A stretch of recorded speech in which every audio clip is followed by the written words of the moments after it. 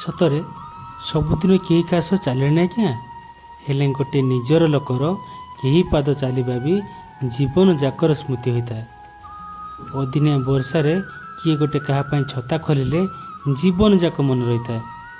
ଆଉ ମନଟା ଭାରି ଲାଗୁଥିବା ବେଳେ କିଏ ଗୋଟେ ହାଲକା କଥା କହିଦେଲେ ସତରେ କିଛି ସମୟ ପାଇଁ ବି ମନଟା ହାଲକା ହୋଇଯାଏ। ଆଉ ବହୁତ କଷ୍ଟରେ ଥିଲାବେଳେ ଯଦି କହିବ କ'ଣ ହେଇଛି କହିଲୁ କହିଲୁ, ମୁଁ ପୁରା ତୋ ସହିତ ଅଛି, ତୁ ମନ ଦୁଃଖ କର ନା, ସତରେ ଲାଗେ କିଏ ଅଛି ଗୋଟେ ବୁଝିବାକୁ। କଷ୍ଟ କମ୍ ହୋଇଯିବ ବୋଧେ।